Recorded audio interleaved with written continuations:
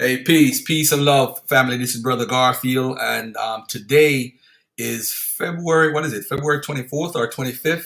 February 25th, Friday. And today I'm having the great mind of Asar Imhotep. I know the brother from Kemet on Trial days and Amira Squad days, and him just talking about linguistics in a way that we never looked at. You know, when I remember on Talk with the Titans, he did a presentation on who the Hebrews are and broke it down who they are as far as being sedentary people or being farmers or being those type of folks, and how that type of attitude we see it in Africa and how these people migrated and moved and all that stuff, and they hurt sheep herders. Yeah, that's the term he uses a lot, sheep herders. So ladies and gentlemen, let me present to you one of my favorite guys in the community, man, none other than the great Asar Imhotep. How are you doing today, beloved? Peace and blessings. I'm doing well. And How thank do you you for that. manage to keep the same tone of voice for every conversation? You get upset, the same tone. You're not mad, the same tone. You wake up in the morning, the same tone. How do you do it, man? How do you do it? I don't know. That's just kind of my upbringing, just to try to stay as center as possible so you can see equally, saying all sides, and that you can, um, when you have control of your emotions, you can accomplish more than being in extremes. Right, So, right. I'm kind of, I get excited. It just I'm depends. not great. I'm not great at that at all. I mean, the other day, me and Jabari had a conversation. I mean, I'm a hype guy normally, and people think I'm upset, but I'm really a hype guy. Mm-hmm. And coming from a promotion background, I'm just a rah rah guy at Mm-hmm. times. But that doesn't mean I'm mad. You know, and I think people took a lot what I said the other day to Jabari is like I'm being mad. I'm not mad. I'm just frustrated. We're having a conversation. You have a paper actually, which Mm-hmm. I actually read Mm-hmm. about Asar and the connection to the New Testament figure Jesus and some stuff. This is in your years ago days, you know. Yeah, And that was you in always say, "I want that debate." 2011. You always say, "I want that debate. Give me that debate."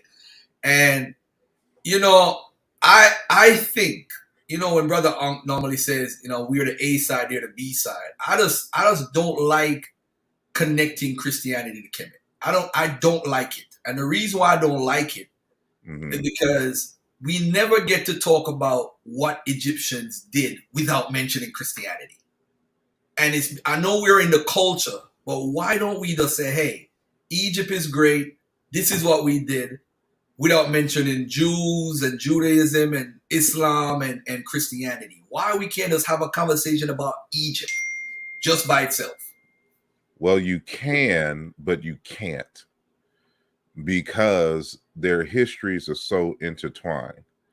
And so when we're talking about, for example, the Semitic speaking people who originated in the Levant, we have archaeological evidence of Egypt and the people of Egypt setting up colonies in the Levant and Sinai in pre-dynastic times in the fourth millennium BCE.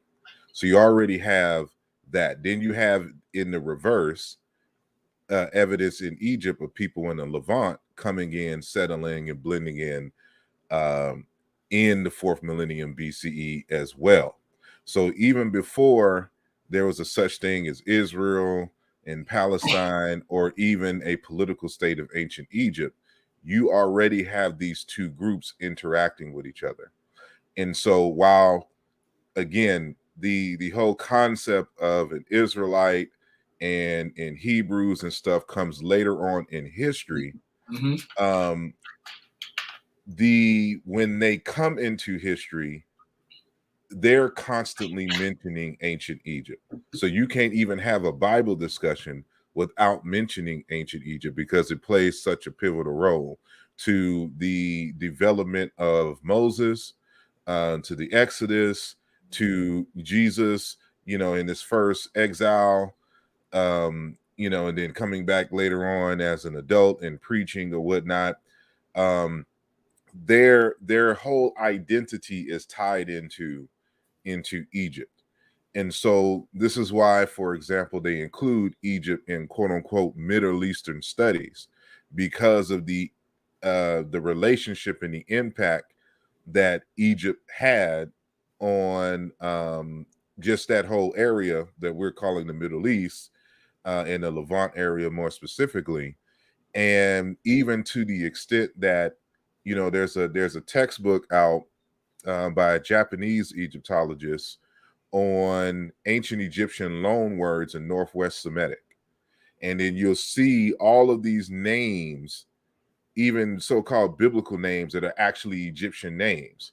So the impact of Egypt on the Semitic speakers is very tremendous. And this isn't something that you can just reduce to trade. They're marrying one another. Your mother is your first teacher. So even if she spoke a foreign language, she's teaching the children her language, and their children are growing up bilingual in these types of settings. And over time, this is when you start getting loan words outside of just normal trade items, into the languages. And so with the people in the Levant, Northwest Semitic speakers coming in and interacting with the Egyptians, they've adopted all Egyptian names, and some have moved back with those Egyptian names. But keep in mind as well that the Egyptians had colonies since the pre-dynastic times. And then there's places like later on in history, when after the second intermediate period, that the Egyptians are also they're campaigning more and have more of an aggressive colonial stance. And so now there is more troops and things. So what are those troops and everybody doing when they're there? They're sleeping, marrying, women of Northwest Semitic heritage. And so there you also see all these cultural items. So it's regardless to the whole biblical, conversation on what borrowed what, the setting has been there since the 4th millennium BCE. So it's not surprising that you would find in the biblical text these particular types of correlations with the ancient Egyptians or whatnot, because they have such a long history together. So if you're having a conversation about the Bible, even if you just talk about the Bible itself, you can't mention any story in the Bible without mentioning Egypt, because the Bible itself mentions Egypt, several times throughout the length of the text. So, I understand the sentiment, but from a just a purely scholarly point of view, it's impossible.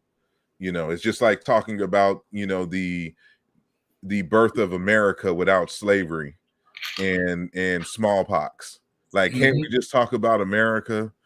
And it's great. It's like it's impossible, because there is no America without slavery, and the colonization of the Native American Indians and things.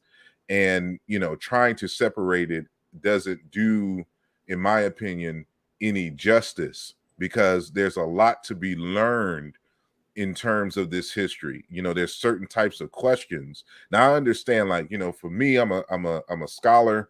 I approach things very scholarly.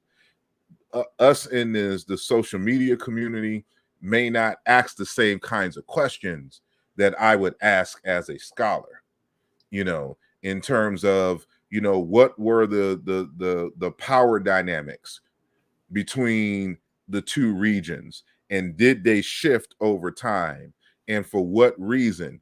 What is, like, I was having a conversation on my channel not too long ago, I forgot the exact date, about the Egyptians importing lots of women out of the Levant to do weaving, from the Levant and other parts of Mesopotamia. There's a large importation. So in the same way that, a lot of Mexicans would come in and take, certain or dominate in certain jobs, like in the field work or construction or something like that, you had the same thing in ancient Egypt with the weavers. What kind of impact does that have socially, genetically, in terms of loan words, but also consider this fact that the people in the Levant have been dominating the weaving and the textile industry since Egyptian times. So when you come to the Americas and you see, you know, so-called Jews or whatnot running the garment industry, that's because they have thousands of years of history of dominating that. And so there's another question I would ask in terms of, well, how does this affect your economy when you're outsourcing other folks, for your basic needs? And then, and so like when we think about the political discussion going on with the Ukraine and Russia, and how certain people are worried about um gas prices because Russia controls uh Natural gas. natural gas, Mhm. in this particular area. But they're also looking at China and Taiwan, and if anything goes down there, how would that impact issues in terms of grain here in the United States? Like Yep. like these particular political issues, the ancient Egyptians and people in the Levant had these same types of concerns. And so when something happens in one area, it affects everything else. Just like when the drought happened in Egypt before the first intermediate period, it caused the first intermediate period of instability. And so the politicalness, the political power structures and dynamics happen there because they couldn't feed their people. And this has a great impact in terms of migrations, like people moving out trying to find food and things of this nature. What is the impact of war? With all these people coming in and invading from all directions, people just don't sit there and just take it. They either fight or they flee. And so where did the people flee in times of drought, in times of war in ancient Egypt? We know in the Levant they would go to ancient Egypt, but where did the Egyptians go to? So these are the types of questions when you study this history, and why you can't separate the two, because it's all continuous in terms of this particular history. And trying to separate them, because I'm not saying that this is your argument, but I've heard this from others, that they're just tired of hearing about Egypt and the Bible and whatnot. That's not going to stop the serious scholar, from making these particular connections, because they explain history, which even has uh, echoes and an impact on us today. Like everything is connected. And Right. so I hope I answered. Right. You said a lot, but Yeah. let me ask you this. Do you find within, like I told you I was gonna ask you this anyway, that I was gonna ask you about the Yoruba culture. I know during the a lot of the stuff that you do, man, people don't really pay attention. They're looking for like a hype moment, like a got you moment. Mm-hmm. And I don't think a lot of people paid attention to the dialogue you and Wesley Muhammad had. Mm-hmm. Because we have a situation where he actually there's some things in African history that's been influenced by Islam, and I have no problems with that. The oral traditions, a lot of these traditions say they come from Mecca, Medina, they come from Kush because of their dark skin, and people don't realize that some of the arguments Wesley is like we mad with Wesley because we love Asar. So whatever Wesley says is garbage, and then they argue and say, well, Asar beat him up, but they don't pay attention to nothing. They haven't listened to nothing that Wesley said or what he wrote. You know what I'm saying? And one of the things, I followed the conversation very closely because, of course, I was affiliated with the Nation of Islam. Wesley's this major guy in the Nation of Islam now. And then, of course, I know you through Amir Asquad. So I'm not like, let me hear both sides. I don't want to jump out the window and say, hey, Asar beat him up or Wesley beat him up. I want to hear the information. So, what do you see as far as not only that conversation, but the Yoruba, as far as a Kemet connection, as far as cosmology or cosmogony? Do you see any connection with the God concepts? Yes, we do see a number of deities that mirror. And when I make connections between deities, I don't like to make connections based upon characteristics alone. I'm You gonna know, take some notes on this. Go ahead. so because it's easy to say, well, Zeus in Greece was a Right. god and he had a lightning bolt, and Shango is a Shark god no and he lightning. has a Right. lightning bolt. And Right. some people be like, see, there's the connection. What? No, that's not how we do this. And so, what I look for first and foremost is a linguistic connection, Mm-hmm. because a linguistic connection will tell us quite a few things. And there's a few hypotheses that you would have to verify or falsify, as a result of establishing a linguistic connection. So, one, is it a borrowing? Is it an issue of diffusion? Like, there was some interaction between group A and group B, and group B received um, this term or this deity from group A. Mm-hmm. So there's a whole set of processes that you have to do in order to establish that as a fact. Right. Hypothesis 2, is it an issue of chance coincidence? Meaning that they have similar characteristics and they have a similar name, but it's just due to chance. There's no evidence that they met in history.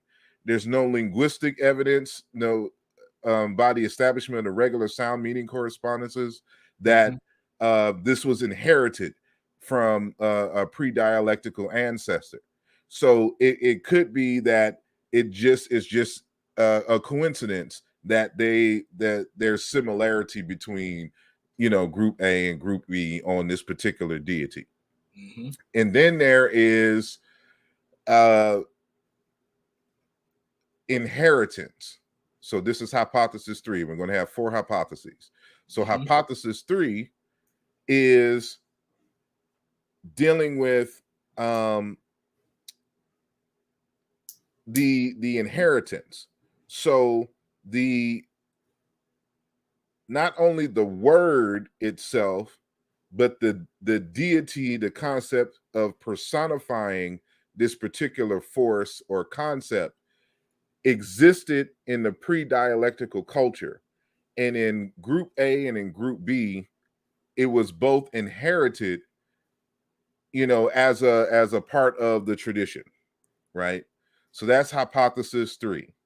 Then there is hypothesis 4, that there is still a linguistic inheritance, but they separately personify the same concept or force, and that's why they have similarities, but there's no evidence that this deity existed since pre-dialectical times. Okay. So it's those 4 situations that are in the back of my mind when I'm looking at the so-called connections between deities.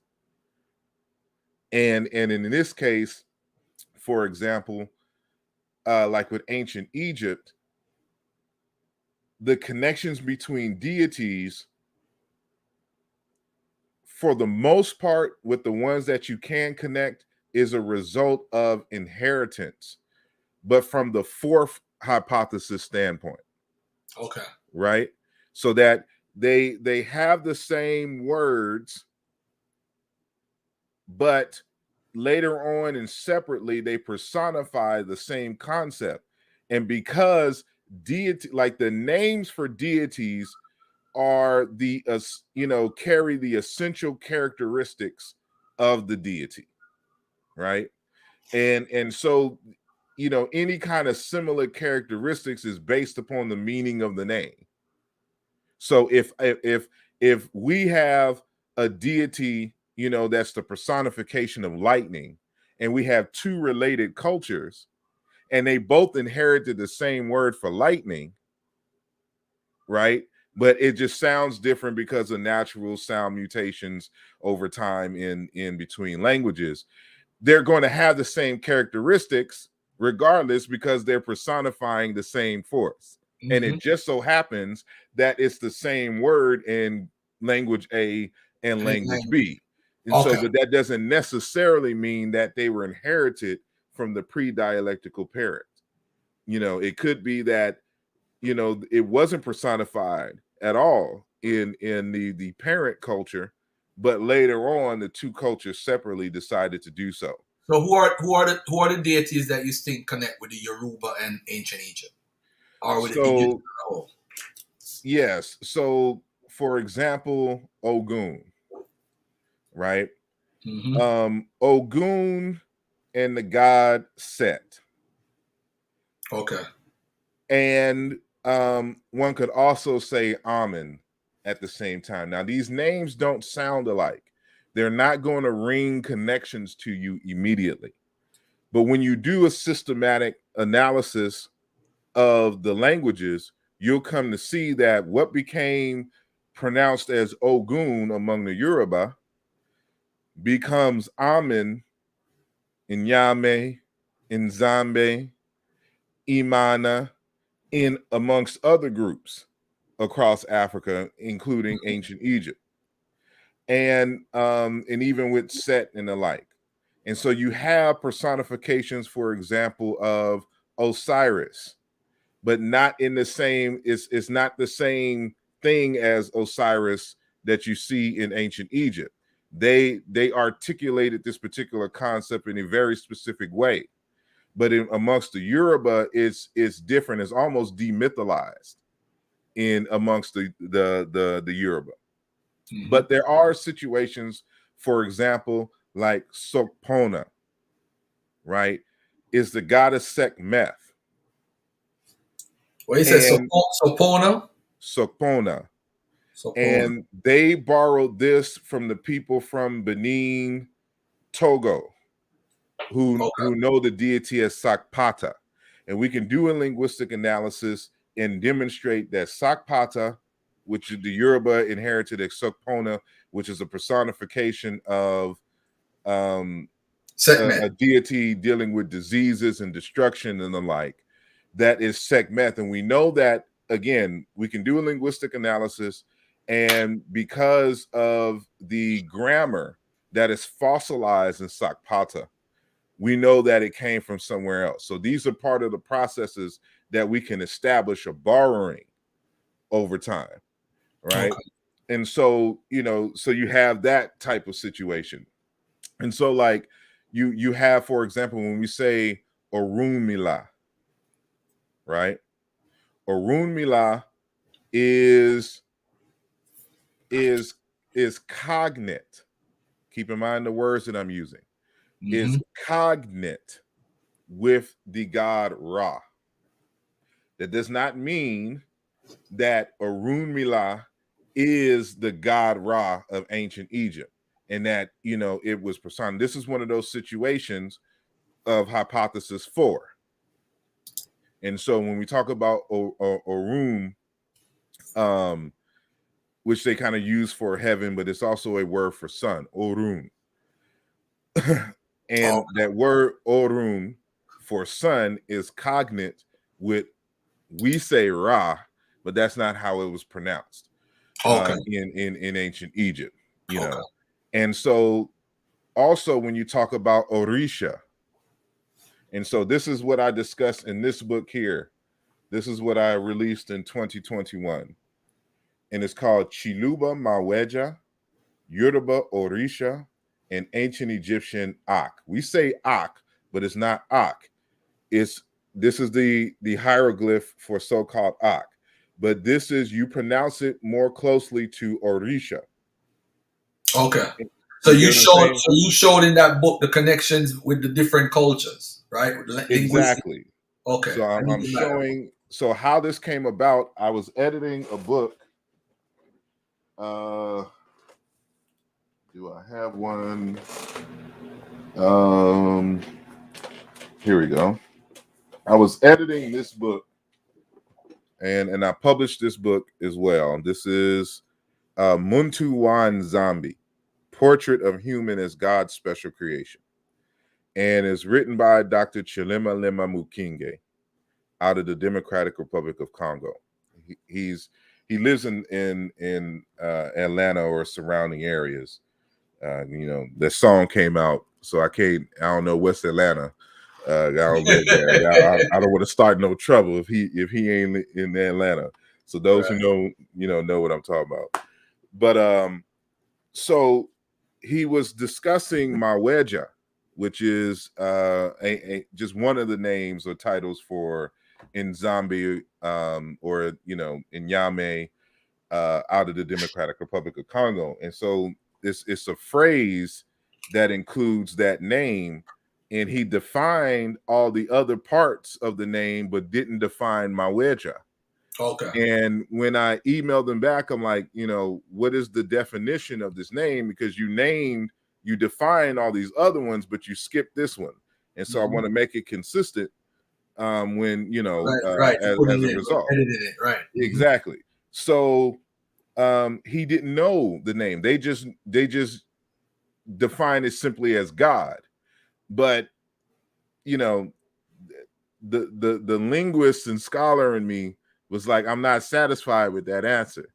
So I started looking up the word, and I couldn't find the definition anywhere.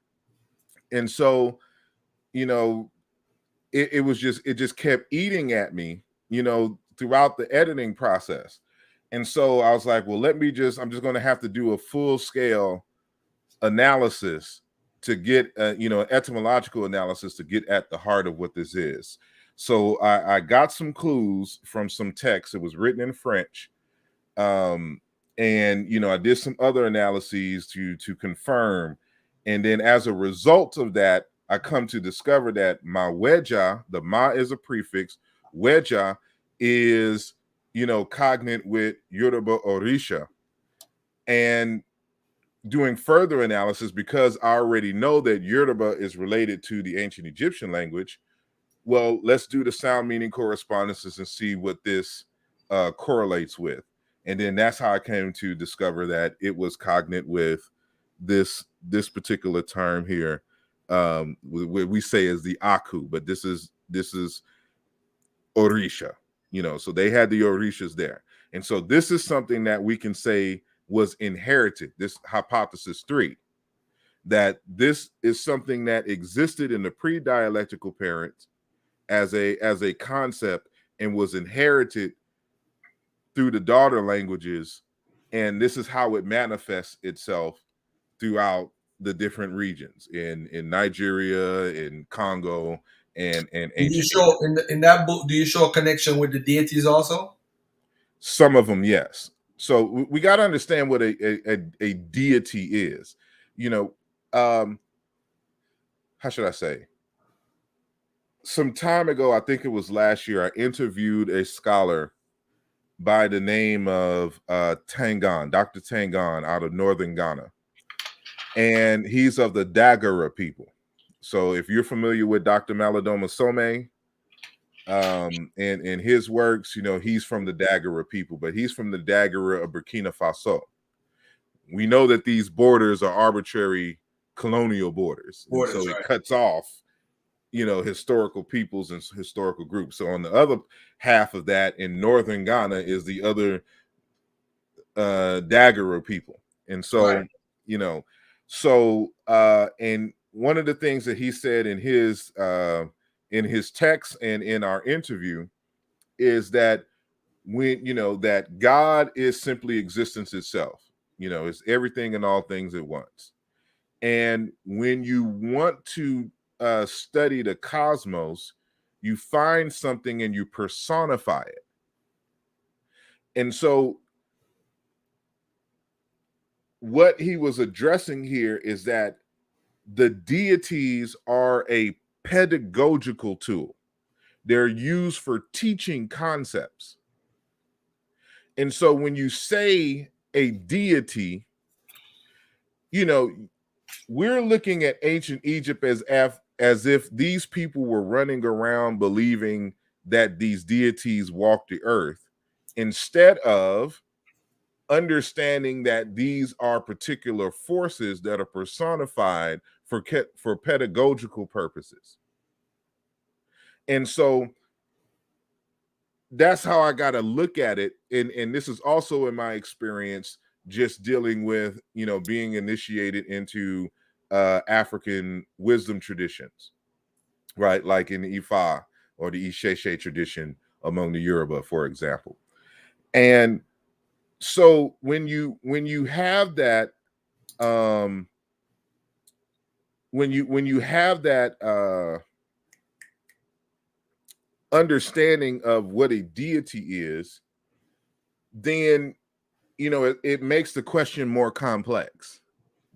When you're talking about the relationship between the deities, that's why I always had that hypothesis for, there to as a model to explain, the Right. possible connections Like when between. all else fails, number four might fit it. I get it. Yeah, I get it. exactly. Because it's not a situation where it's all the time from the parent culture had all of this, and then it trickled down with the daughter languages and the daughter groups. Sometimes they just develop an understanding of certain phenomena separately, but because they can only name something from the language in which they speak. So if it is a particular phenomenon, if I want to personify thunder, I'm going to use the same word in my language for thunder that is the same as my cousins over here who speak slightly differently in their word for thunder. Now they may personify thunder and have totally different characteristics and storylines, but have the same name for their deity. Oh, okay. You get what I'm saying? Let me So ask, not to go ahead. cut you, No, go not to ahead. cut you on that point, but let me ask you a personal question. Go Are ahead. you initiated in a shrine as far as a Kemetic shrine? Are you initiated in a shrine No, or part of a shrine? no. And the reason why I ask this, because I want to ask brother Sean from Masi Warrior Clan, and he's from the Okay. Sesh, and I'm trying to figure out how can we come up with a conclusion, or where can you lead me to show what the ancient Egyptians, how they worshipped over the different periods, the old period, the middle period, the new period. What can we look at from a scholastic point of view to the lame person, how they worship? Instead of going to Wikipedia and look up ancient Egyptian religion and they give you all these little fluff. Mm-hmm. How can we know how they worshipped, what they did, and you know what I'm saying? Have you seen anything in the writings? Like in the first century, so like in the fifth century, you had Christianity as a national religion in the Mm-hmm. Roman Empire. How do you look? And then we had people who like we disagree with these Christians. We over here got the proper teaching, but we're the minority. Do you see any of that as far as they worshiping stuff and other people saying no? And No, well, you're not going to find that too much in Africa. You'll be very hard pressed to find an indigenous religious war an indigenous African religious war, mm, because Africans don't fight over religion like that. Matter of fact, Africans are inclusive in there now, so that you don't find this concept of like we have the truth and right, that right, you're the way that you're worshiping is wrong. That's some Abrahamic religious right, right, thinking. right, right, right, right. So that it's not the case. So when what Africans do is they see you doing something and something working for you, and they like, I want in. And then you go and get initiated, and then you bring that back home. Matter of fact, I wrote an article on this in the journal in what's the name's brother Jahi, Ben's Killmonger's Corner, right, right? right. Okay, And so I don't know if it's in this one. Let me just see. Yeah, it's in this one, volume 2, the Conscious Community Pan-African Journal, right? So this is brother of the Mossy Warrior Clan, brother Black Panther, brother Brother Ben, the publication that he wrote. So there's an article. I have several versions of this over history because I keep updating it. So he has my latest version, and that is the African Superhighway of Wisdom. And I talk about how Africans would travel as a result of trade. So, for example, you would have these nomadic tribes that would go from place to place and mine for ores. And there was like a brotherhood, but they would go to certain places and get initiated in their systems, and then bring that information back home or to the area in which they are normally at. And Right. you find this tradition even to this modern day, where people will go and get initiated in several systems. So, like, for example, you have Professor James Small, right, who is a priest in the Isheshe Yoruba tradition, as Mm-hmm. well as a priest in the Akan tradition, Mm-hmm. right? All the way in Ghana. Right. He's a Mason, of course. He's a, the with the Hugh Nefer with Dr. Ben, the thing that he created, he's in that, and probably in some other stuff too. But the point is that there's nothing in the African system that would bar you from being initiated. They encourage it. So, for example, there's this Bairu proverb that says, the one who says my mother is the best cook, excuse me, the one who has not left home says my mother is the best cook, right? And the idea is, of course, they're going to say that because they've never left the house and tasted anybody else's food. And so Right. the idea is to encourage you to leave and taste others' food, so that you can have a better assessment on, quote unquote, who's the best cook. Right. And so there's another proverb that says wisdom is found in the garden of one's neighbor, right? So you have these proverbs all over Africa talking about going to other places and learning and bringing that information back. This is how there's a lot of incorporation in just in inter Africa, and we wonder why it was so easy for them to syncretize when Islam came, when Christianity came, when they went to Brazil, when they went to Haiti. It's easy because they're looking for the commonality between concepts. Whereas in the Abrahamic traditions, they're trying to exclude, and they're trying to force you not to look at other places for wisdom, because they believe that they have everything contained within their particular system. So we don't have those kinds of debates and arguments. And so even in Egypt itself, what you find is just what you typically find in Africa. It's this syncretism of particular concepts all throughout its history, but you never, with the exception of possibly Akhenaten, but I think it was more political with Akhenaten than it was religious, because he tried to pull that, everyone needs to worship one God in concept, and there was like, Negro, please. This is an open, so it was almost equivalent to like trying to take white folks' guns in the Second Amendment here in the United States. Like, you must be crazy. Regardless of what they think about other people and access, and that is fundamental. And so when it comes to ancestor veneration, the understanding of the concept of God, like, this was just a foreign concept that they was trying to implement on the more open system of ancient Egyptian, and they weren't going for that. So that's the only example that I can see along those lines. Do you teach December 25th comes from Kemet? Do you teach That that? December 25th comes from That Kemet? Jesus' birthday, December 25th, comes from Kemet. No. Do you And find any celebration in Kemet in the records that you have seen in your entire life dealing with the text? Because you teach people the text, because you still have your Mhm. classes and all that stuff. Have you seen any celebration of Heru during December 25th? Well, I don't think it's an issue of simply December 25th, because we got to remember that the later Christians, they celebrated the birth of Christ at several different times throughout the year.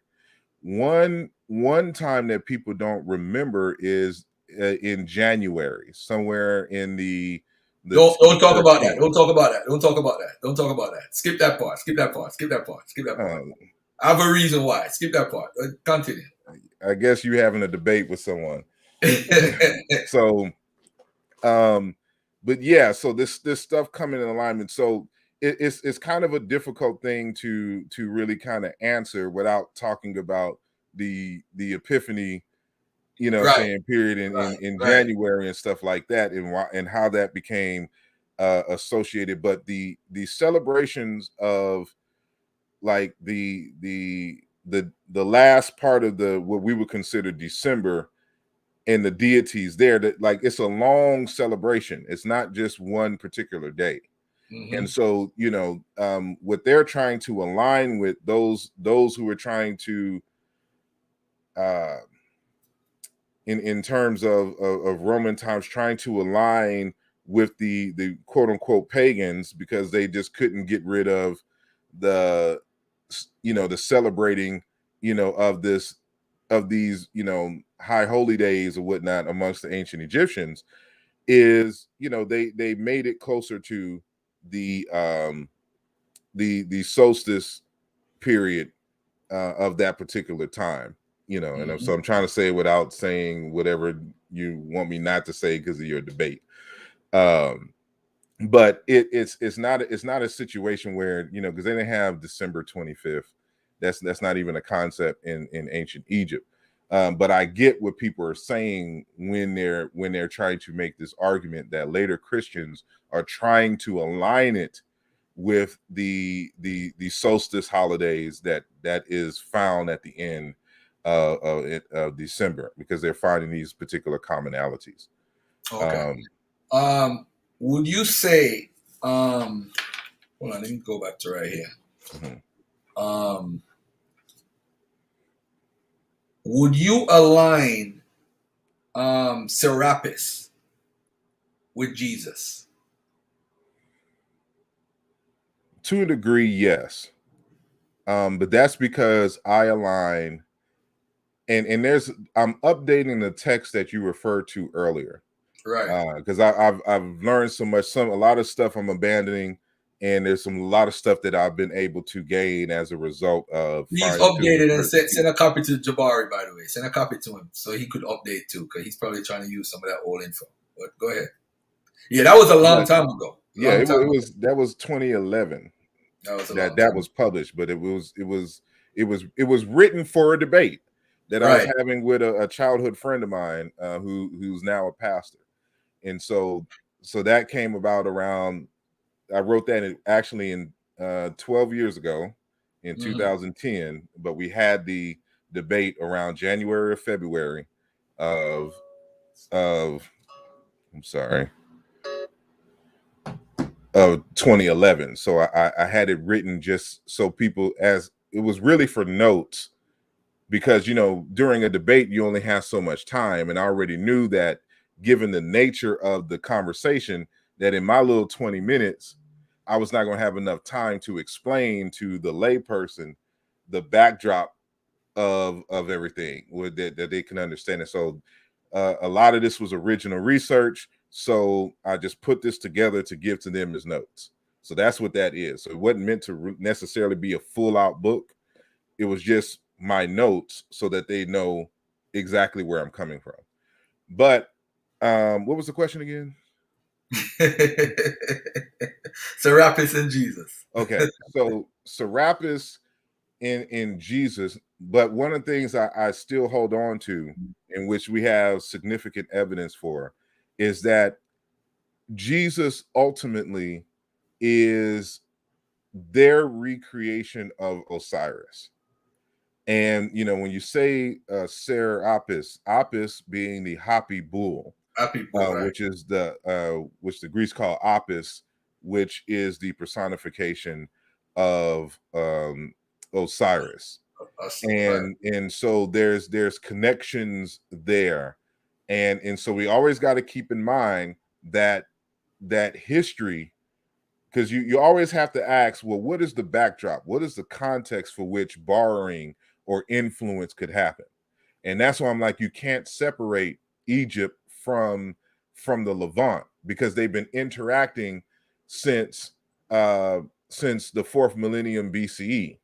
And so we got to remember that just because something is written and certain names of individuals are given in the biblical text, a so-called Hebrew name, or you think it's a Hebrew name, these may in fact be Egyptians who now just roll with this particular type of group. You always got to keep that in context. So it's just like when you speak of I think it's Plutonus, who it's a Greek name. He's labeled as a Greek philosopher, but he was an Mm-hmm. Egyptian, Mm-hmm. you know.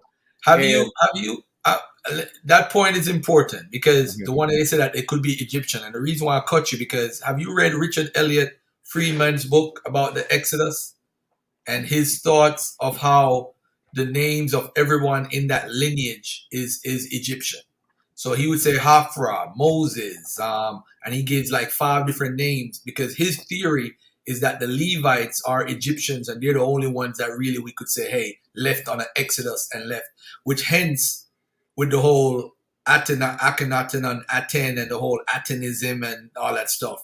But if people look at it, they had Egyptian names. It started with Mhm. Moses. It's an Egyptian name. So is I don't know if you've ever read it, but it's actually a fascinating theory. Fascinating theory. No, I haven't read it, but that is a hypothesis worth um entertaining. Mm-hmm. My question is always going to be an issue of method.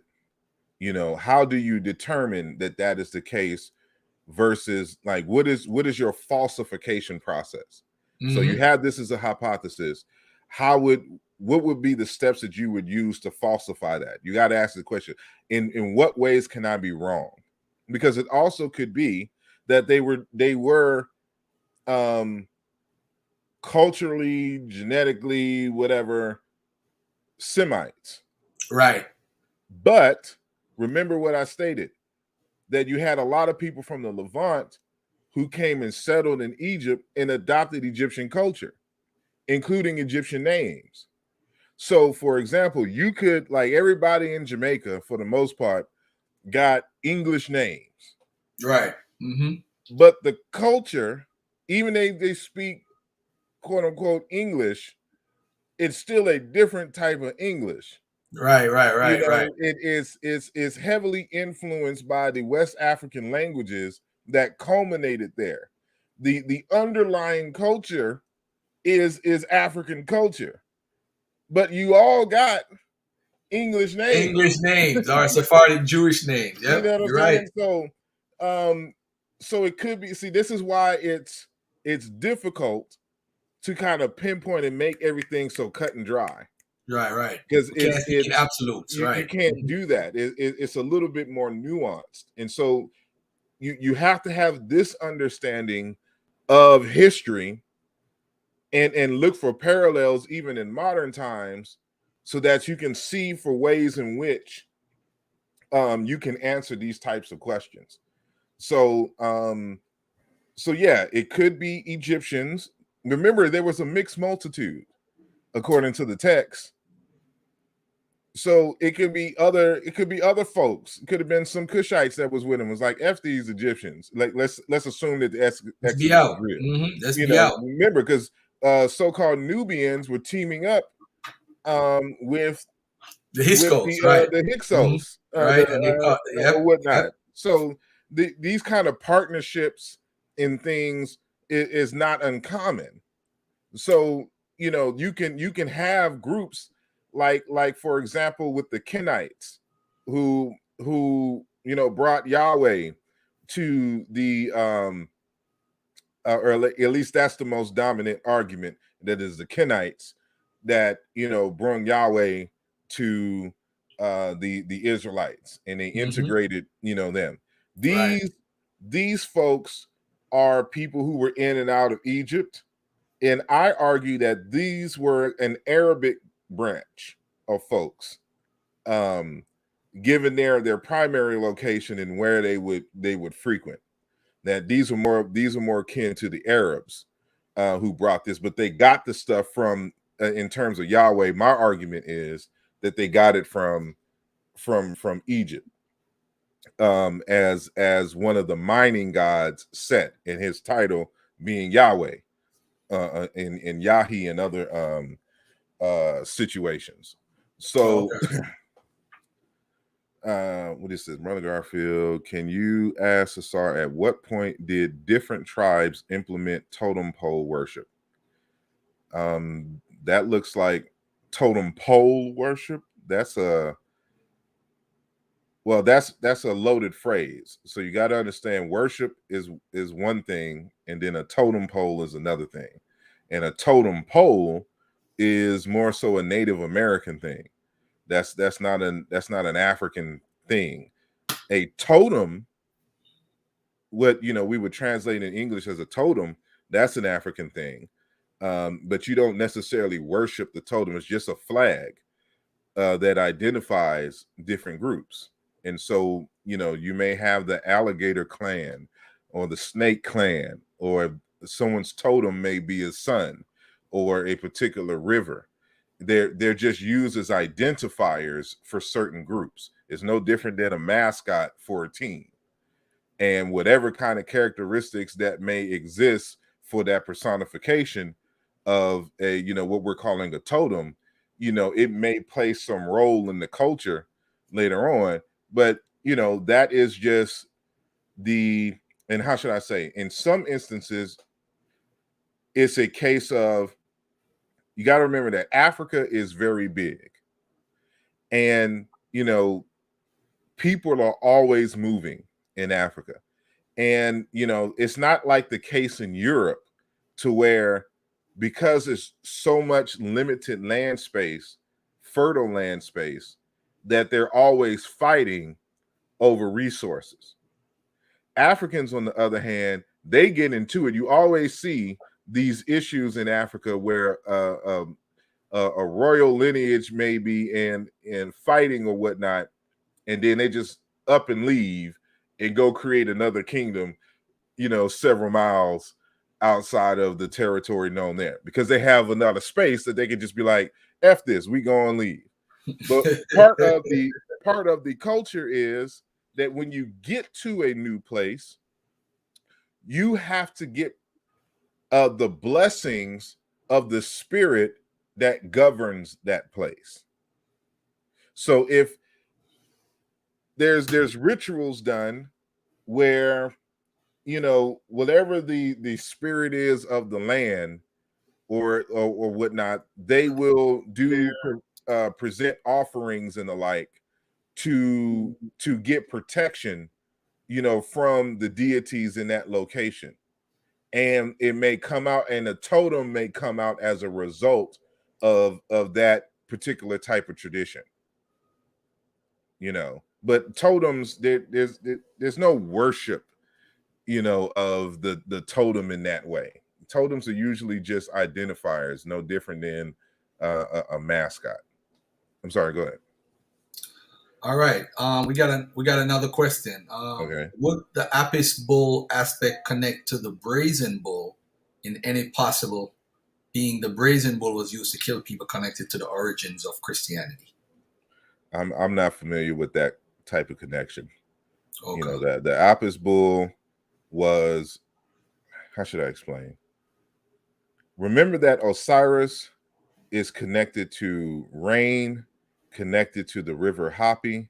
Mm-hmm. Um, and so this is why you see in just vegetation in general, So this is why you see him in these different colors, as green, as black, and then sometimes you'll see him as white in connection with death. But when you see it amongst these kind of cattle cultures in Northeast and East Africa, when you see the blackness of them, it's always usually in connection with rain and thunder. In the situation in Egypt, it's a little different because they didn't get a lot of rain. Their main water source came from the Nile and the flooding of the Nile. And so in these cultures, you would have this idea that it's something that I personally call spiritual resonance. And if you know what resonance is in physics, this is when something vibrates at the same frequency as something else and they become one, they become in sync. So the reason why you're able to listen to 97.9 The Box in Houston, Texas, in terms of the radio station, is because you've turned your antenna on and it's resonating to that frequency. So everybody who turns their knob to 97.9, they all can hear all the music and the talk shows and everything that is being projected on that frequency, right? This same type of concept, and this can be dangerous in the case of a bridge.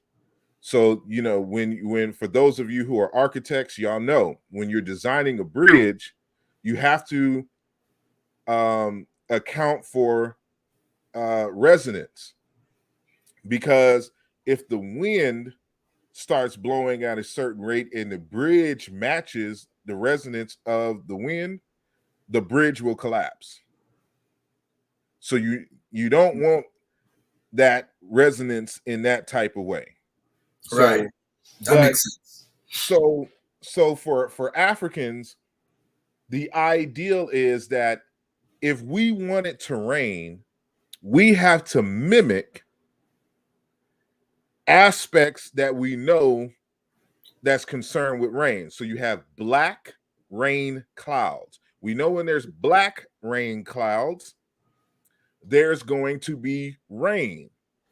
So we'll sacrifice black cows, black sheep, black whatever goats, because that's, we're trying to communicate and resonate, be on the same spiritual frequency as the spirit behind the black clouds that bring about rain. But let's say it's flooding. We don't want to be on the same resonance as the black clouds. We now have to resonate with the white clouds and bring the white clouds into existence. So then you start seeing these rituals involved with animals dealing with white, white sheep, white whatever, to try to stop the flooding. The flooding, and right. So this is what you're seeing in ancient Egypt when it comes to Hapi and Osiris, because they're trying to resonate with the spirit behind the flooding of the Nile to bring in crops. Right. And so this kind of backdrop, you just have to have, knowledge of just in African culture Systems, in general, right. To really understand the role of the Apis bull in connection to Osiris. Well, when I talk about Kemet and the system, that's the type of talk I'm talking about. You ain't had to mention Jesus one time. You had to mention, that's what I'm talking about, bro. That stuff is what I'm used to hearing back from the 90s. I'm not used to hearing about, oh well, Jesus' mother blew her nose. So in Kemet they blew their nose before. So I'm tired of that. I'm really tired. I'm just tired. I'm tired of it. But moving on. Let's get to something that I really want to talk about. Joseph Williams, Hebrewisms in West Africa. Hold on one You second. used that book in your presentation, and you basically talked about some of the connections. Again, this is another conversation. It feeds right into what we're talking about. people looking at different cultures. And I don't think he ever went to West Africa, but I know he went to I know he's connected to the Jamaicans, and I know he's connected to Harvard because that's where he got a lot of his sources about Africa from. Um, what do you think about the book on a whole? Well, first and foremost, let me frame it this way: that I am an Africologist, and Africology is the African-centered study of African history, culture, and phenomena. Mhm. And so my training, forces me to reject the very notion of, for example, Hebrewisms in West Africa. I hear that. I hear that. I hear that. You get it? So this is something that is confusing, and it distorts the picture of history. And when I read texts like that, I'm cautious, and I'm conscious of this bit of history, and this use of language, because it's never the other way around. How come they don't talk about Africanisms in Hebrew culture? Exactly. Hmm. And so, for example, this Sunday, I'm going to do a presentation on Ifa in the Bible, to go back to Right. That thing that we talked your about with the right, right, right, right. later, right? Uh-huh. Um, and so there's lots of things in the biblical text that are done natively in Africa, and we have an explanation for why this is. But this does not mean, because you find these commonalities, that it is necessarily a diffusion coming from Hebrews into the West Africans. I mean, amongst the West Africans. Hmm. This is why method is important. You always have Yes. to ask those questions. How can I be wrong? Right. What are the methods involved for affirming that hypothesis and falsifying that hypothesis? And so I look at the text overall and find certain things that are good connections, but argued badly in terms of why there's a possible connection. Hmm. And then, of course, uh me being a linguist, I have another tool in my tool set to be able to answer certain questions that wasn't used in that text.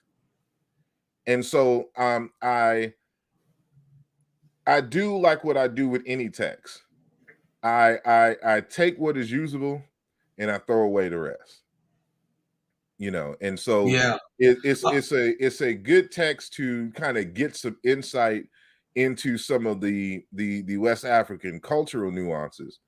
um but in terms of the explanation of certain things, I'm kind of iffy on it. But the reason why I use it wasn't to affirm any kind of uh Hebrewisms in West Africa or whatnot. It was a specific text that excuse me, a specific citation I was using, talking about the interchanging of the phoneme W and the phoneme M in in the Akan and Twi Ashanti languages, and the Semitic languages, and how this was just one step in the process for affirming a particular type of argument that I was making in that text that you refer to,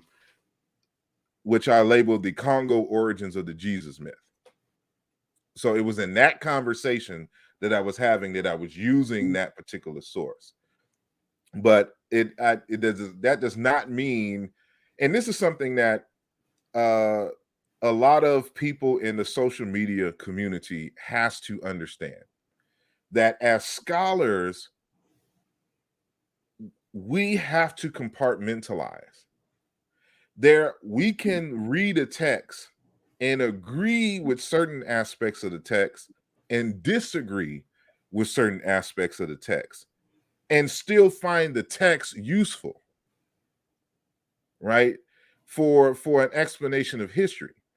There seems to be a problem in the social media community where they think that you have to accept, and this is that Abrahamic, Judaic, Christian, Islamic uh, cultural mindset where you got to accept everything out of a text or accept nothing at all. Like it's hard for them to understand that I can accept this argument in the text and not accept anything else in the text. And this is problematic for the community in terms of elevating their level of scholarship. Is it me or people who hold on to the Abrahamic faith have selective hearing? I don't know, man. A lot of things I say in this community, people are, look at this guy on the screen, Garfield.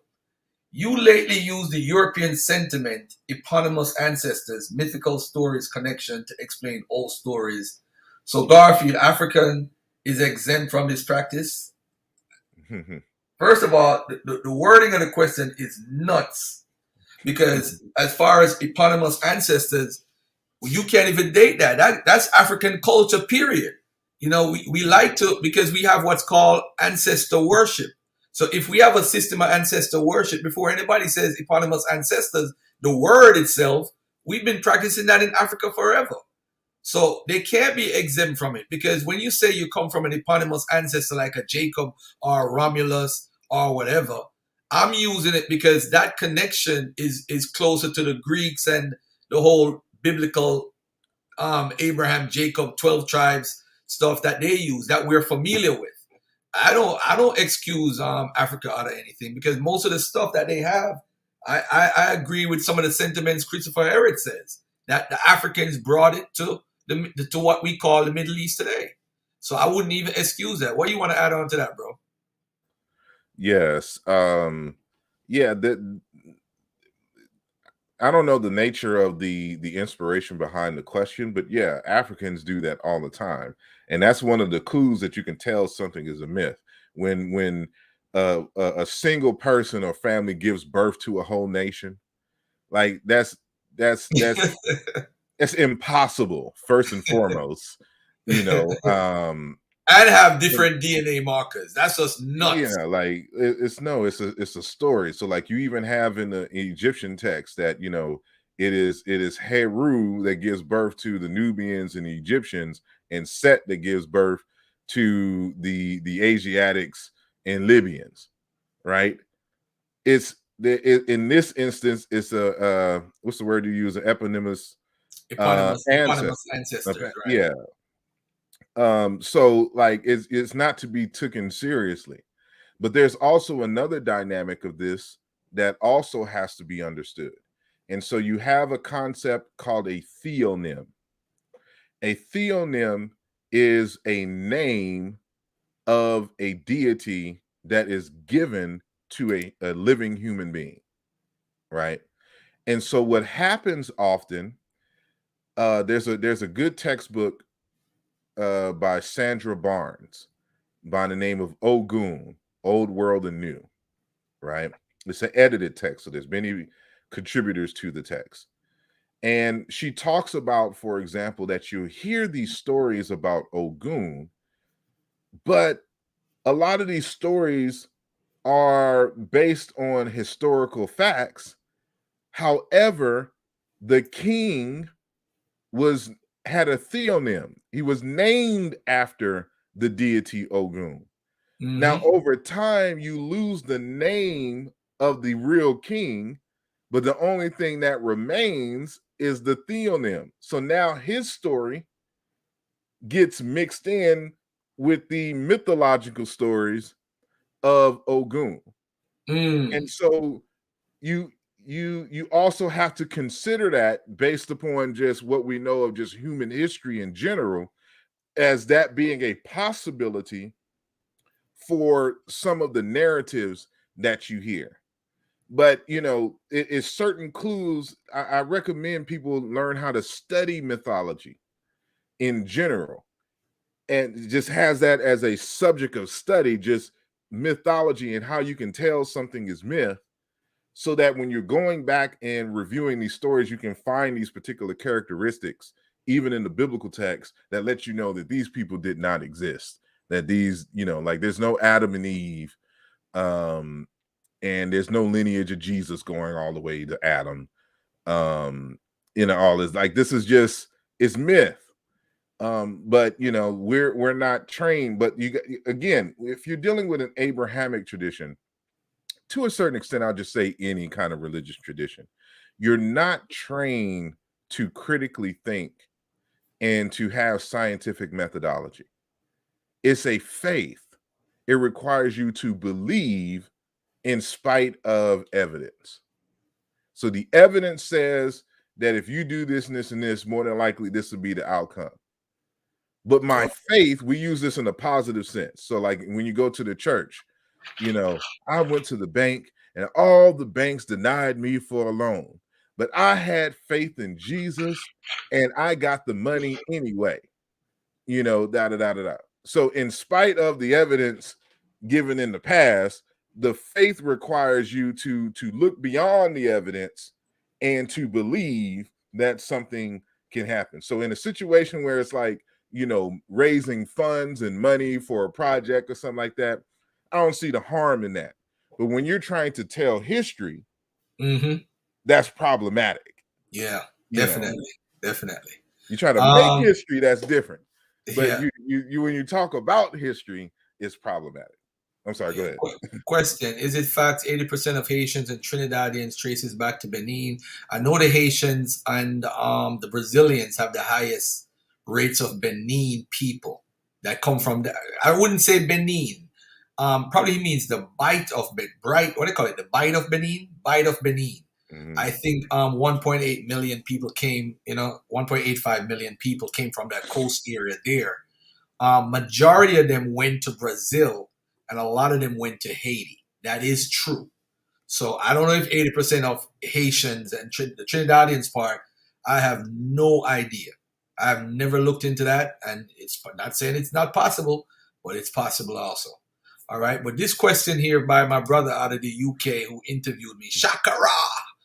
Brother Garfield, please ask Asar his thoughts on Richard Carrier's attack on Afrocentricity. Thank you.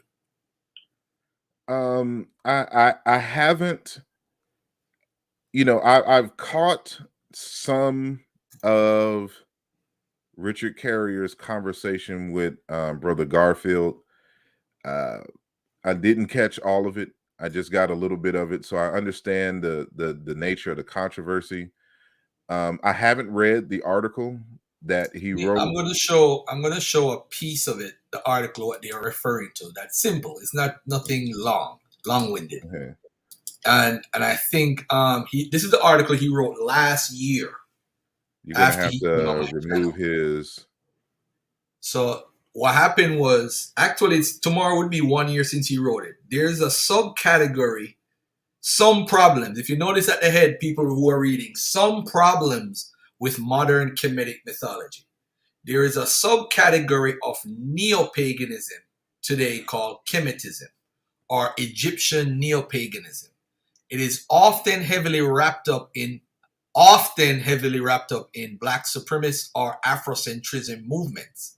By analogy to Wicca, the most well-known variety of neo-paganism, which is based on a European pagan legacy, Kemetic religion is derived from Egyptian religion almost exclusively. For example, it rarely integrates Mauritanian. You still have Shakara's thing over it. Yeah. Oh, my bad. Hold on there. My bad. Thanks. Yeah, so much of neo-paganism is allegorically naturalist and only culturally religious or vaguely spiritual and quasi-supernaturalist. But unlike this major trend in contemporary neo-paganism, Kemetists are not content to just reimagine an Egyptian pantheon, culture, and ritualism. They also have a chip on their shoulder about deconstructing all modern religion as secretly Egyptian. Thus, Christianity and Islam are really just bastardized, stolen versions of Egyptian pagan mythology, and thus really African, in particular of the most historically advanced ancient civilization in Africa, the African master race, as it were. This is where the whole religion goes off the rails. I don't really have to read anymore, but that's what really everybody was concentrating on, including Reggie. Well, what do you have to say about it, brother? Well, there's several things wrong with this that intro, and I'll have to read it and break it down further. But again, part of the Afrocentric discipline. First, you got to understand that Afrocentricity and Africology is a discipline. So there's methods involved in evaluating text to see what the orientation is of the author who is writing the text. And so it's clear that the person did not interview any of the practitioners to come to his conclusion. And if there are people who fit that, of course they're going to be the most extreme of the extreme. So like, if he came across a Sarah Sutanseti or a young pharaoh, these are individuals who are on the periphery of a particular type of movement. But it is the language that is used is all wrong. First of all, it would assume that Christianity itself is not a pagan religion, and it is. And that's something that can be discussed and demonstrated on all accounts. So it's the uses of a language. How are you even defining the term? And then when you say Afrocentrism isn't a thing. That's uh, a European construct because they don't want to deal with Afrocentricity and Africology as a discipline. And so the Afrocentricity and Africology is kind of has a dual purpose. So it's not only a scholarly uh, field of analysis and set of methodologies, it is also because we're scholar activists. We're African people in the United States, and we're trying to construct and reconstruct our history. And so part of that process is borrowing from different aspects of different African cultures and integrating them into a useful way in which can be utilized by African people in the diaspora in a very unique way. And so then there's a separate issue on the influence of ancient Egypt in the Middle East, right? That's a separate conversation, separate set of methodologies and issues involved. So the problem that I'm seeing, even just with a glance at the first paragraph, is that he's not distinguishing and he's kind of lumping things into one thing without any kind of and again, I have to read the entire thing. So that was just the intro. So I would have to see if he accurately defines these particular concepts, and does he actually understand what is going on in the history. And so I have to reserve a full response after reading it and then being able to go and to see if he has an accurate assessment and does he even understand what is going on and what he is saying and the words that he is using. And so we always got to understand that just because someone has a PhD and is an expert in one thing, when you get a PhD, you become an author, you become an expert, but you become an expert in a very narrow field, in a very narrow subject of that field. It does not translate into other areas without proper training, without a separate set of training to do so.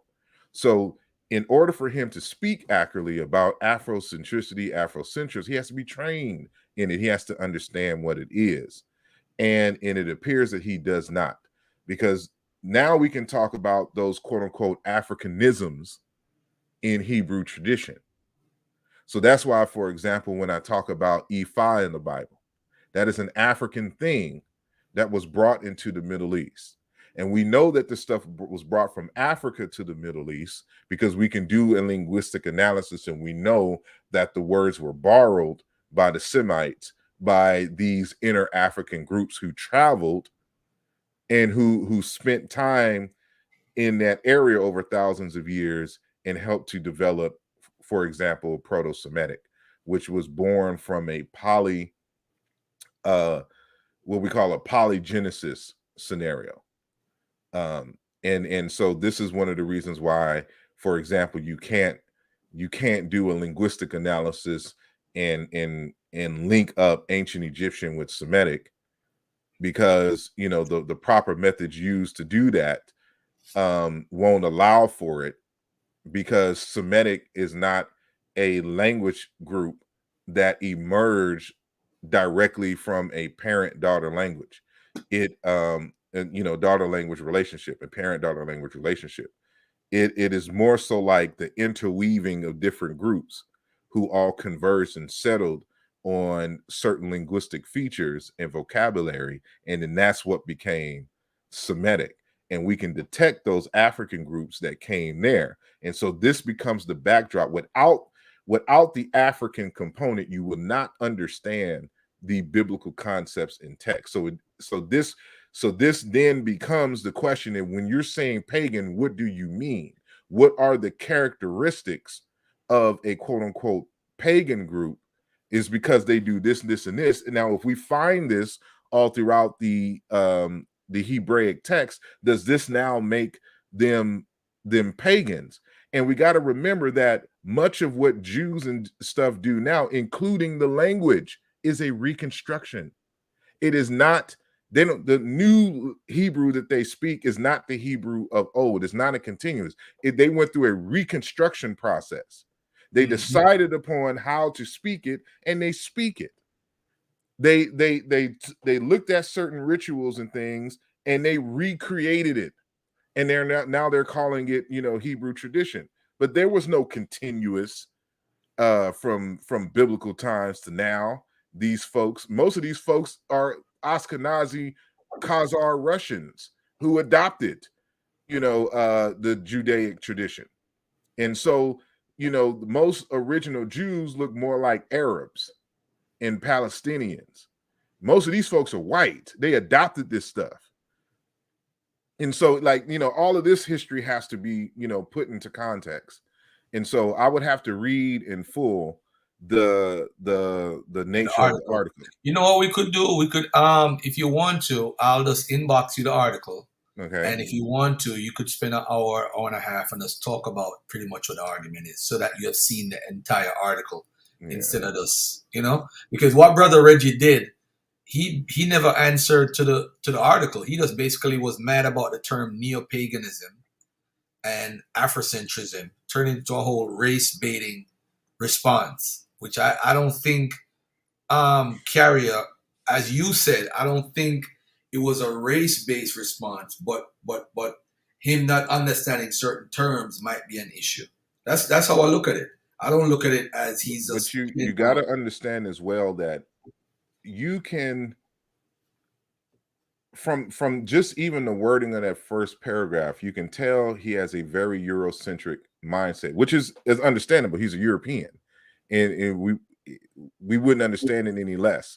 But that's just the point of Afrocentricity, to help find the orientation of the author of a particular type of text. So certain things, certain way that people word things in a Eurocentric analysis may not intend, they may not have the consciousness of a racialized framework, but it's so ingrained in the culture that it comes out anyway, and then just worded, in a very careful way.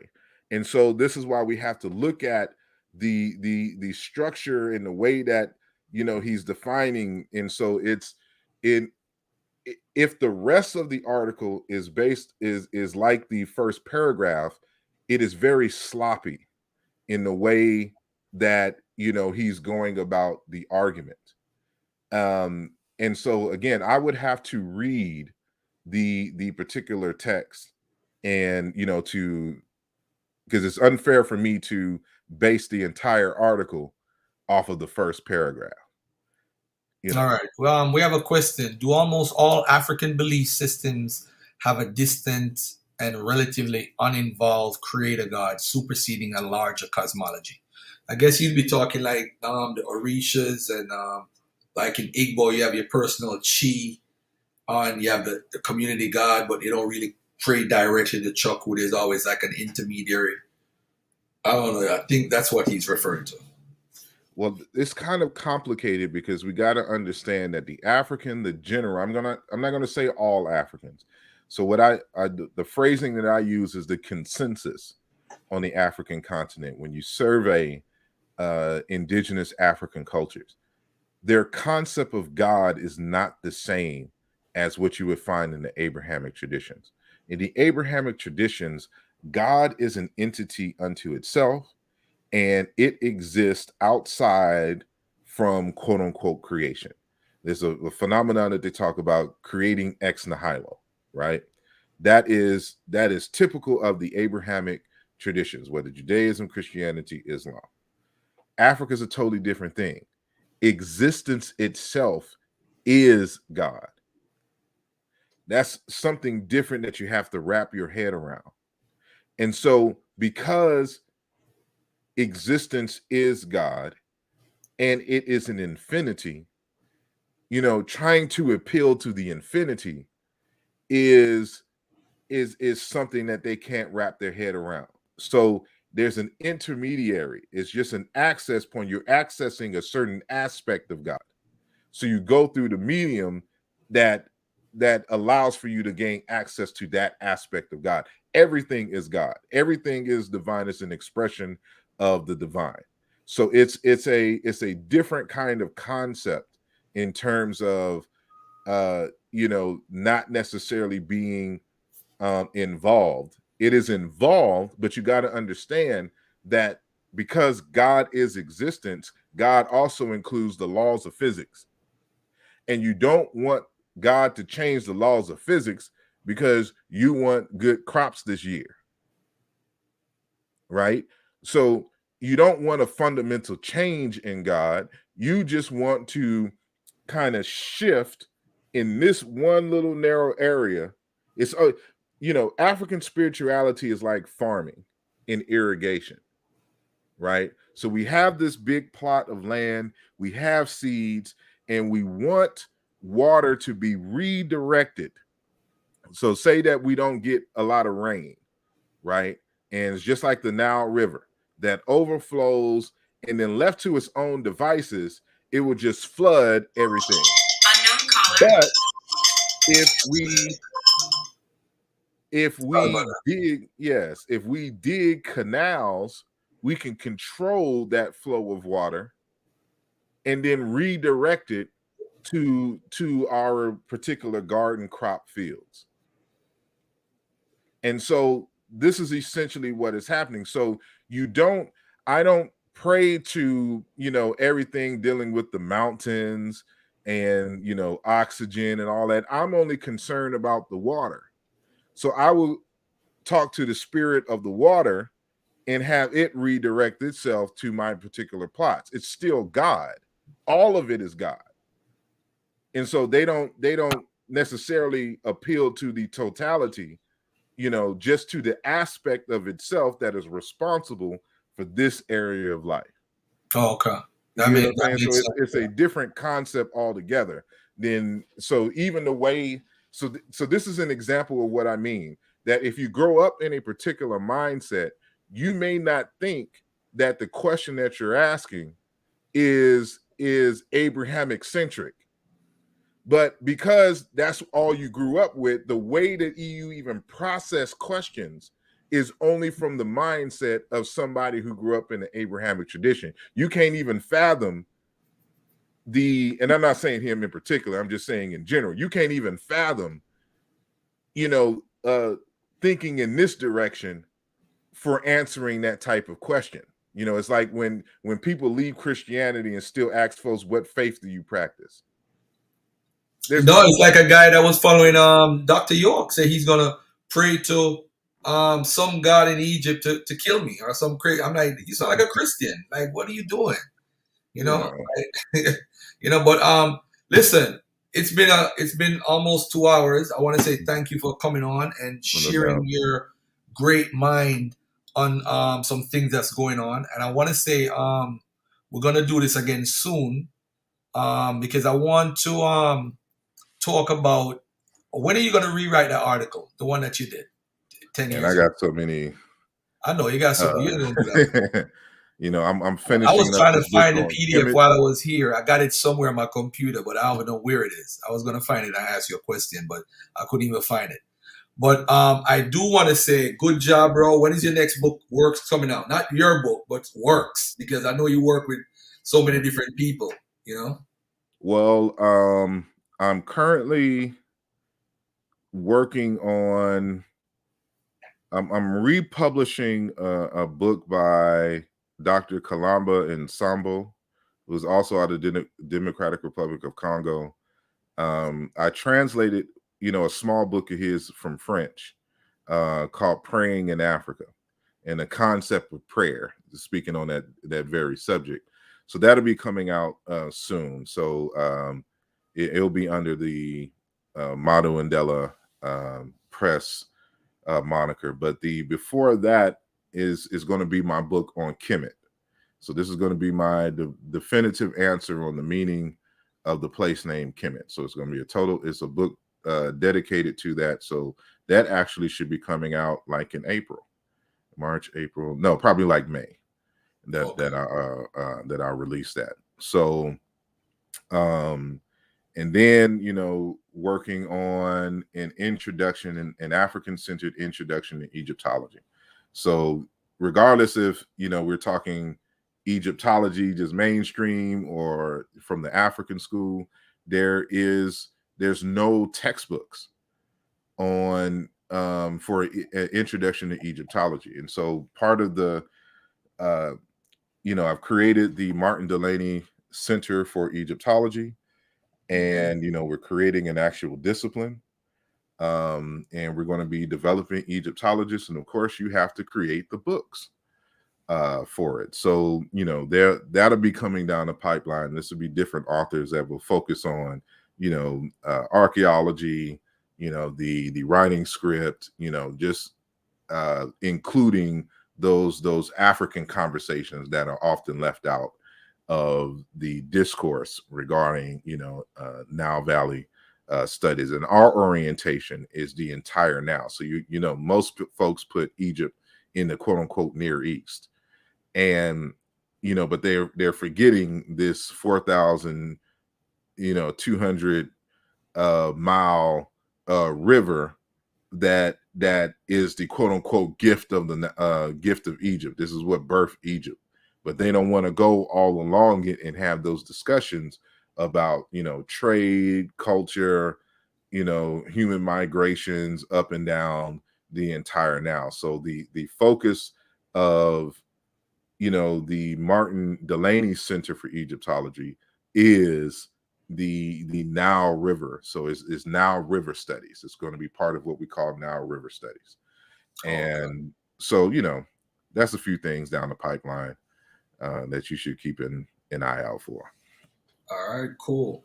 All right. And of course, your channel is Asar Imhotep, the YouTube channel, and Indeed. you guys could check him out. And I mean, he's all over the place, man. Let's check him out. He was at the conference. How was the conference the other day, by the way? How was it? It was excellent. It was excellent. Most of the scholars I'm familiar with, so I'm Yeah. familiar with. So I know Soy Keith and all. Yeah. Definitely. Is it able to be rewatched or reordered or what do they Uh, do? they said it would be, but as of right now, I have not heard anything along those lines. But so I don't know when Dr. Issa and them are going to release that. But to my knowledge, I know they recorded it, but when it will be released and how it will be released, I have no idea. All right, cool. All right, ladies and gentlemen, this is your brother Garfield, man. Make sure you like the video, share the video. And it was a very nice, they accuse Garfield of when the white scholars are on, I don't challenge them. And I'm rah-rah with my African brothers. And I don't think I've been rah-rah with Asar Imhotep every time he comes on my channel, but I guess Asar ain't a black guy. But hey, who am I? Who am I to say? All right, peace and love, bro. I appreciate you coming on, man. I appreciate you having me. Yes, sir. Indeed. Peace and love. All right, ladies and gentlemen, today on Sunday, I'm gonna have, I think Chuck Morgan is gonna be on Sunday, and he hasn't said anything otherwise as far as coming on, but he should be on Sunday the 27th. I'm not sure about the time, so look out for that. And like the show. I got 200 people in the chat right now. Please like the show. That's all I'm asking. Please like the show. Like the show. Like the show. Like the show. Like the show. Let me see how many likes I got. Let me see how many likes I got. I got 94 likes. I got 200 people watching, but I got 94 likes. Come on, family. Come on. We better than that. We better than that, family. We better than that. Come on, man. Let me get some likes, family. Let me get some likes. And Dread, I see you in the chat, man. You know what? I see you want to have a debate with your brother Garfield. Let's set it up, man. Let's set up that debate. Get a moderator and come on here and have somebody moderate that dialogue between me and you, because you want to be put on the big screen and whatever. All right? So let's do that.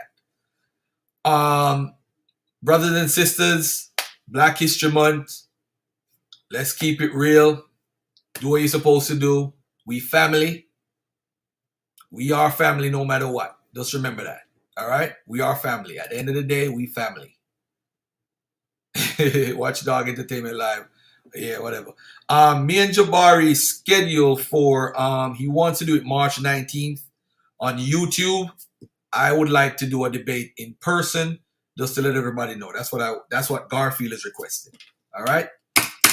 All right. Peace and love, family. We out of here. It's Brother Garfield. I'm out. Peace.